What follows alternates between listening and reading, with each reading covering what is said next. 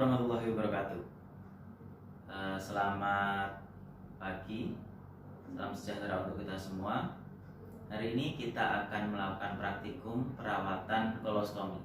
Beberapa hal yang perlu diperhatikan dalam perawatan kolostomi adalah perawatan ini harusnya bisa dilakukan oleh pasien itu sendiri. Jadi tugas kita, peran kita sebagai perawat adalah yang pertama adalah melakukan perawatan itu secara mandiri di rumah sakit, tetapi setelah 3 hari perawatan atau bahkan 7 hari perawatan pos operasi, maka kita harus memandirikan pasien untuk bisa melakukan perawatan itu dengan mandiri di rumah. Jadi hal yang akan kita lakukan untuk praktikum hari ini adalah kita akan melakukan perawatan kolostomi yang nantinya kita harapkan supaya pasien dapat melakukan mandiri praktik ini di rumah. Nah, sebenarnya perawatan kolostomi itu apa? Yang perlu kita tahu dari perawatan kolostomi yang pertama adalah stoma. Jadi kondisi di mana praktek kolostomi ini kita lakukan, perawatan kolostomi ini kita lakukan. Yang pertama kita harus mengetahui bahwasanya yang pertama adalah adanya stoma. Stoma itu apa? Stoma itu merupakan saluran buangan buatan yang dibuat di area abdomen untuk menggantikan fungsi anus. Loh, kenapa harus fungsi anus digantikan? Ada beberapa hal yang bisa menyebabkan itu. Yang pertama adalah karena kondisi infeksi saluran pencernaan, sehingga mau nggak mau harus sebagian dari ususnya harus dipotong seperti itu, terus kemudian harus dikeluarkan lewat abdomen, sehingga nanti kotorannya pun keluar lewat abdomen. Anus tidak berfungsi lagi. Ini bisa sementara ataupun permanen selamanya. Yang kedua adalah pada kondisi anak, biasanya ada bayi baru lahir yang dilahirkan tanpa anus. Jadi fungsi anusnya tertutup, sehingga untuk meminimalkan resiko adanya infeksi di saluran pencernaan, karena kalau tidak dibuatkan jalan keluar untuk pembuangan, maka akan terjadi infeksi di saluran pencernaan. Maka harus ada saluran pencernaan buatan. Dibuatlah namanya operasi kolostomi untuk memunculkan stoma itu, stoma. Terus kemudian kondisi kedua adalah kondisi ketiga pada bayi baru lahir, ada kondisi namanya hirsprung. Hirsprung itu adalah suatu kondisi di mana bayi memiliki kelainan syaraf-syaraf pada anusnya, atau kita bisa bilang sphincter ani, mengalami kelainan sehingga tidak memiliki persyarafan untuk proses defekasi, sehingga karena itu terjadi masalah maka dibuatlah stoma, dilakukan operasi kolostomi untuk membuat stoma. Yang ketiga adalah permasalahan seperti biasanya adalah kanker kolon, kanker usus yang bisa menjangkiti pasien, sehingga mau nggak mau ususnya harus, bagian usus yang terkena kanker harus dipotong dan dilakukan operasi kolostomi untuk membuat stoma. Nah, stoma ini biasanya letaknya tergantung posisi dari usus itu sendiri. Jadi ususnya di mana yang dipotong, maka disitulah diletakkan stoma. Jadi karakternya ada dua stoma ini. Sifatnya ada dua. Yang pertama adalah bisa permanen atau bisa sementara. Kalau permanen maka dipakai selama hidupnya, dia memakai kantong kolostomi. Tapi kalau misalnya sementara, maka dia akan digunakan sementara, tidak permanen dalam hidupnya. Nah, yang perlu kita perhatikan dalam proses kolostomi care atau perawatan kolostomi, jadi yang perlu kita perhatikan adalah yang pertama adalah yang perlu kita edukasikan ke pasien. Yang pertama adalah kondisi makanan yang dimakan pasien ketika dia memiliki kolostomi, ketika mereka memiliki stoma. Apa yang perlu dimakan? Jadi jangan sampai pasien itu makan makanan yang pedas, makanan yang terlalu asam sehingga memunculkan diare. Kalau diare maka akan terjadi repot nanti kalau mengurusnya. Di kolostomi itu akan susah untuk mengurusnya. Yang kedua terkait, kita harus mengetahui juga terkait aktivitas. Jadi aktivitas pasien harus seperti apa. Kalau seperti ini maka kolostomi bagnya dipasang seperti apa, itu harus kita ajarkan ke pasien. Inilah peran perawat untuk melakukan edukasi kepada pasien. Nah, apa sih alat-alat yang kita akan gunakan dalam perawatan kolostomi? Untuk perawat, peran kita lakukan di rumah sakit. Biasanya kolostomi ini terjadi kalau misalnya ada operasi kolostomi, terus mengeluarkan terus munculnya stoma, itu dirawat di rumah sakit kisaran 5-7 hari di rumah sakit, tergantung sekali dengan kondisi pasien. Pasien satu dengan pasien yang lainnya mungkin berbeda, jadi tergantung kondisi pasien. Nah, selama perawatan di rumah sakit itulah peran perawat di sana untuk melakukan perawatan kolostomi atau colostomy care. Nah, akan tapi setelah itu kita akan serahkan ke keluarga ataupun pasien sendiri untuk melakukan perawatannya di rumah. Peran perawat di sini adalah yang pertama untuk melakukan, kita akan setting kita ini di ruang rawat inap yang pasiennya baru post operasi kolostomi, sehingga kita melakukan praktek kolostomi. Apa yang harus kita butuhkan dalam perawatan kolostomi? Yang pertama tentunya adalah kolostomi bag. Jadi ini ada kolostomi bag. Kolostomi bag ini merupakan kantong kolostomi di mana fungsinya untuk menampung kotoran. Biasanya terdiri dari perekat dan juga ada plastik. Sebenarnya untuk kantong kolostomi bag dengan seperti ini, yang ada plesternya dan ada kantongnya seperti ini bukan standar. Jadi standarnya kantong kolostomi itu perekatnya itu terbuat dari hidrokoloid. Nanti saya serahkan gambar di samping. Jadi ada gambarnya untuk kolostomi bag yang ideal digunakan. Kenapa ini tidak ideal? Karena banyak sekali orang yang alergi terhadap plester dari kolostomi ini. Makanya kalau menggunakan ini memang harus sehari sekali diganti. Jadi ini kantong kolostomi yang bisa digunakan. Jenisnya banyak kantong kolostomi. Yang pertama, kantong plastiknya dengan plesternya atau dengan hidrokoloidnya gabung. Jadi itu model pertama. Yang model kedua adalah kantong plastik dengan hidrokoloidnya terpisah, sehingga nanti kalau misalnya buang kotoran nanti tinggal dilepas plastiknya, terus kemudian dibuang plastiknya, diganti plastik yang baru, tidak usah ganti plesternya. Tapi kalau ini maka dilepas plesternya satu sekalian dengan plesternya, terus kemudian dibuang. Jadi ini model yang gabung ya, ada yang model yang pisah, ada yang gabung. Yang kedua yang dibutuhkan adalah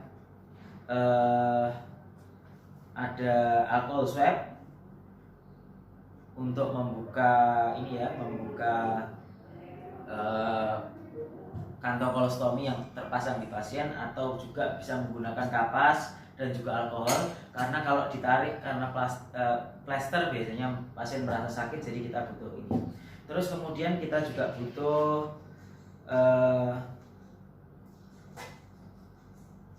seperangkat ini ya untuk perawatan nanti kolostominya. Ada kom, terus kemudian ada pinset chirurgis anatomis, ada gunting plester yang kita nanti gunakan untuk menggunting kolostomi bagnya. Kemudian yang kita butuhkan lagi untuk nanti melakukan perawatan atau membersihkan sekitar area stoma, itu yang kita butuhkan lagi adalah kasa steril.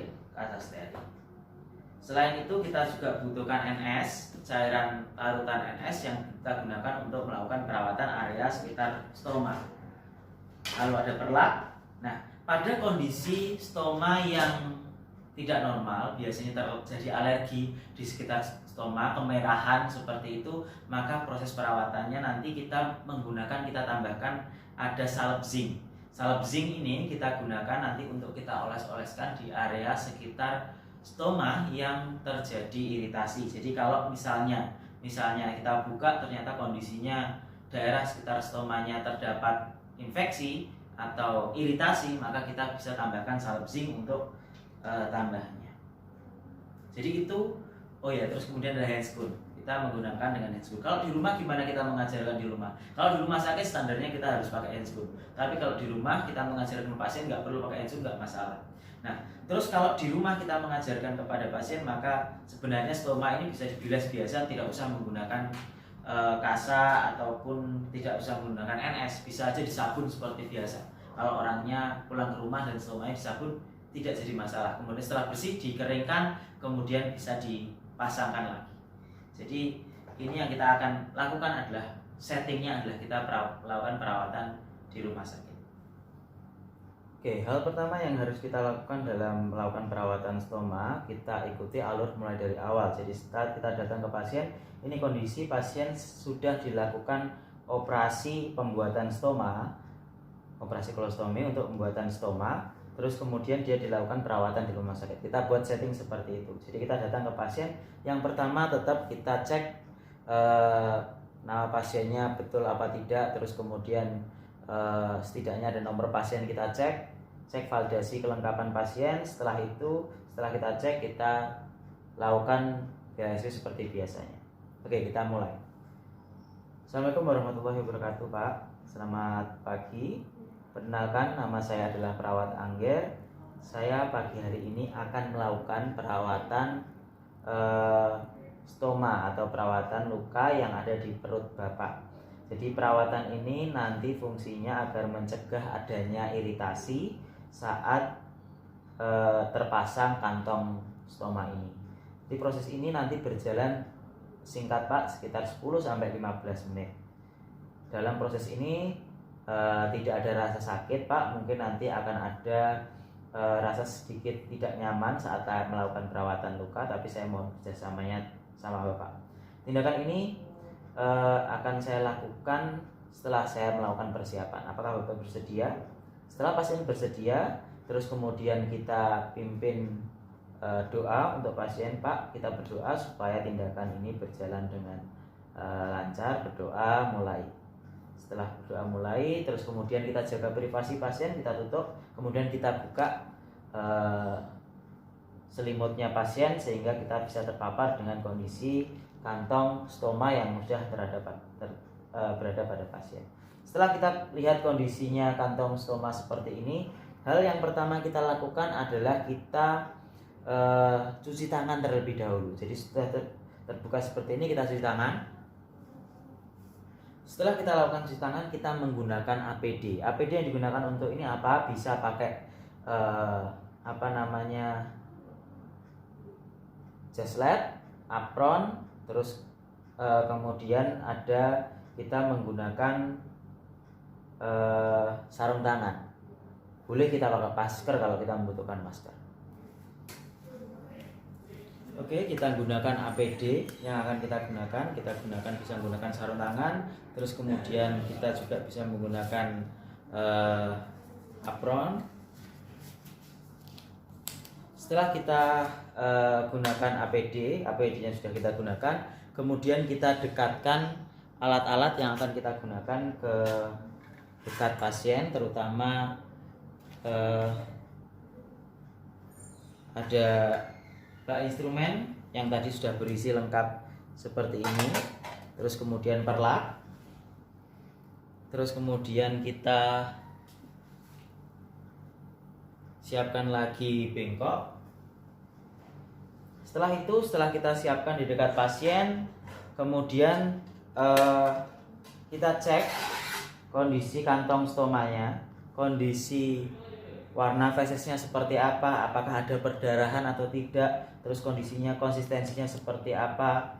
Feses, untuk konsistensi feses dari pasien yang dipasang kantong kolostomi seperti ini berbeda-beda, tergantung posisi stomanya di mana. Kalau misalnya dia di usus besar, biasanya konsistensinya lebih sedikit lebih berbentuk tidak cair. Ascendent, transcendent, descendent pun berbeda. Kalau di descendent mungkin dia sudah mulai berbentuk, tapi kalau di ascendent mungkin dia masih seperti bubur seperti itu. Jadi bentuk konsistensi dari feses pun berbeda-beda. Setelah operasi kita cek. Jadi kita cek konsistensinya seperti apa, warnanya seperti apa. Setelah itu, setelah kita cek seperti ini, kemudian kita pasang perlak.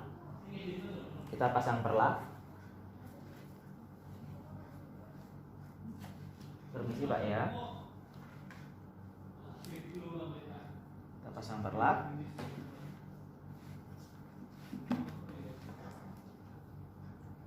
Oke, setelah semua disiapkan tadi, terus kemudian kita siapkan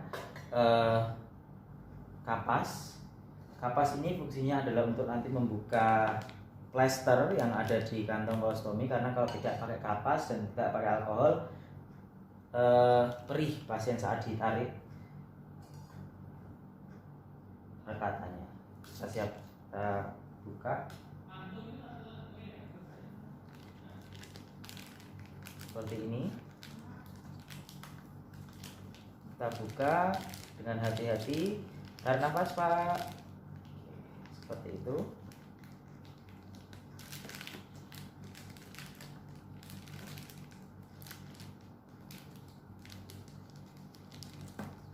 Kita hati-hati, kita buka.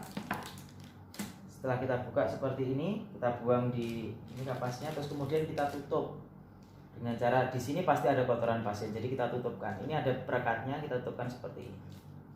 Nah, ini sudah menutup ininya ya. Jadi kita tutup seperti ini, terus kemudian kita buang di tempat sampah. Setelah itu kita lihat kondisinya. Ternyata kalau misalnya ada iritasi, maka akan muncul kemerahan di area sekitar stoma. Maka kalau muncul area kemerahan ini berarti iritasi, maka kita butuhkan zinc, untuk salep zinc untuk melapisi daerah yang ada iritasinya. Hal yang perlu diperhatikan dalam memberikan salep zinc, jangan terlalu tebal, karena ketika terlalu banyak maka nanti stoma pun tidak bisa merekat. Kantong colostomy bag tidak bisa merekat dengan baik di sini nantinya. Jadi kita harus siapkan terkait itu. Kemudian kita siapkan set untuk membersihkan area sekitar stoma. Kita gunakan cairan NaCl tadi yang sudah saya tuang di sini. Jadi cairan NS atau NaCl yang kita sudah tuangkan di sini. Terus kemudian kita butuhkan kasa steril.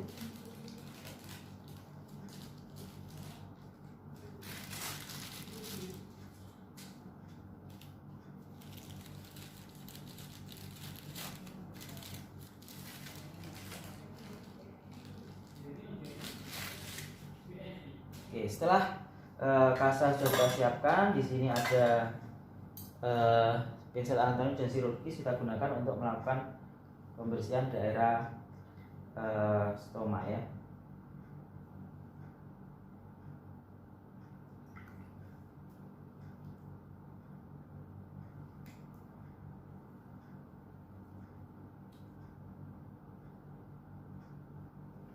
Kita bersihkan di sekitar area sekitar daerah stoma. Nah, ini kita lakukan kalau settingnya di rumah sakit. Kalau settingnya di rumah, maka bisa dilakukan pasien itu sendiri pada saat mandi diberikan sabun sudah bisa. Jadi kita bersihkan seperti ini dengan lembut, karena kalau misalnya ada iritasi di sini maka kita harus bersihkan dengan lembut supaya tidak semakin melukai kondisi iritasi.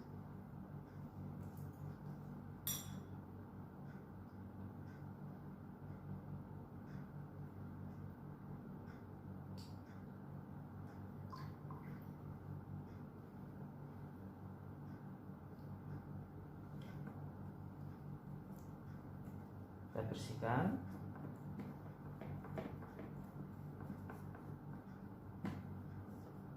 Setelah kita bersihkan seperti ini, kemudian kita keringkan. Kita siapkan kasa yang kering, terus kemudian kita gunakan untuk mengeringkan.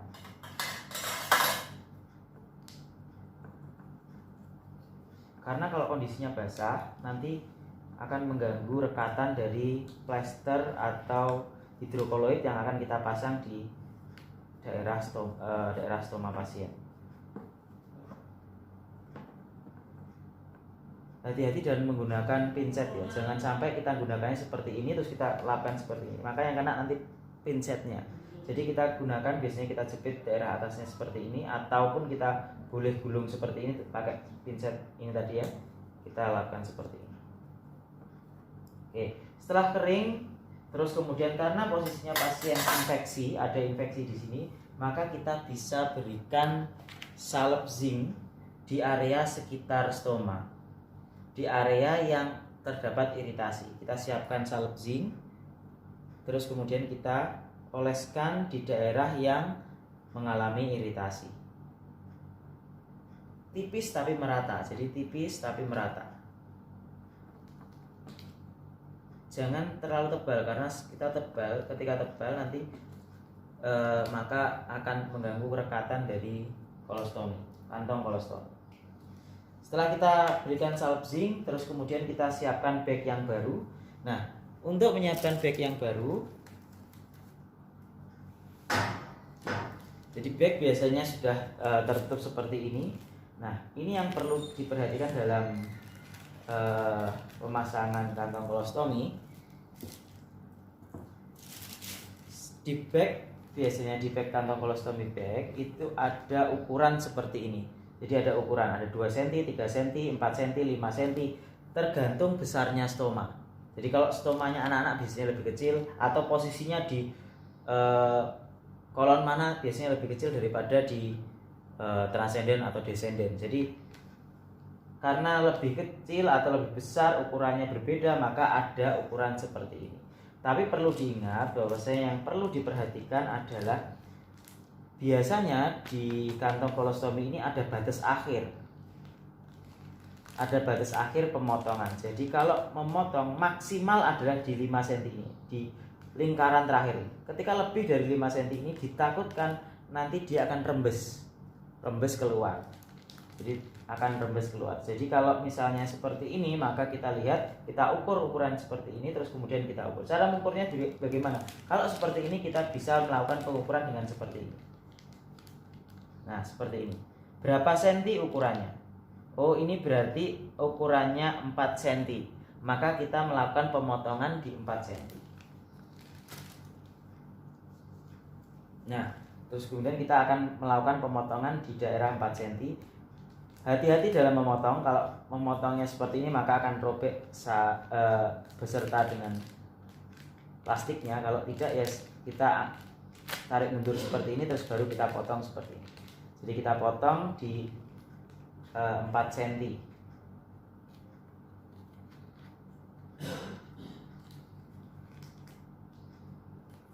Setelah kita potong, terus kemudian ukuran sudah pas, sama ukurannya, sama dengan di stoma, terus kemudian kita seperti ini kan, dan kita siap buka area.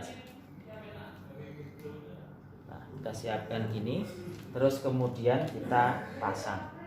Nah, pemasangan ini tergantung aktivitas pasien. Kalau aktivitas pasien hanya bed rest di rumah sakit, tidak beraktivitas jalan-jalan, boleh kita pasang dengan posisi horizontal seperti ini, turun ke bawah, jangan di sini ya, jangan di perutnya gini, tapi turun ke bawah seperti ini, turun ke bawah.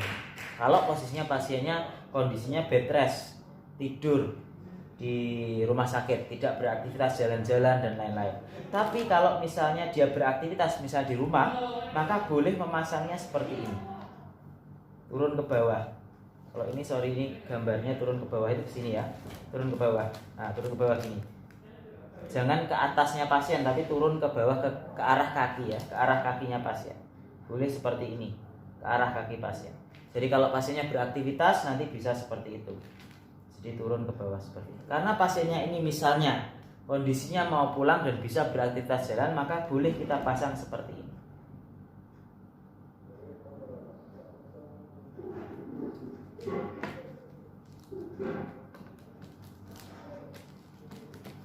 Kita pastikan bahwasanya kantong kolostomi ini, kita pastikan bahwasanya tidak rembes dan semua terlengket dengan rapat ya, tidak ada rembesan. Jadi tidak ada rembesan kepada pasien. Jadi bisa kita pasang seperti ini. Setelah kita pasang seperti ini, kemudian kita selesai, kita lakukan pemasangan ini, dan kita biasakan pasiennya juga melakukan seperti itu. Kita berikan alternatif. Pak, kalau membersihkannya gimana kalau nggak ada ini dan itu? Kita gunakan sabun dan lain sebagainya, kita ajarkan kepada pasien seperti itu. Oke, tindakan selesai kita lakukan, kita terminasi kepada pasien. Pak, tindakan pemasangan kantong kolostomi sudah saya lakukan, sudah selesai saya lakukan. Bagaimana Pak perasaannya? Apakah masih terasa ada nyeri-nyeri di area stomanya, atau masih terasa gatal, atau bagaimana? Kita tanyakan kepada pasien.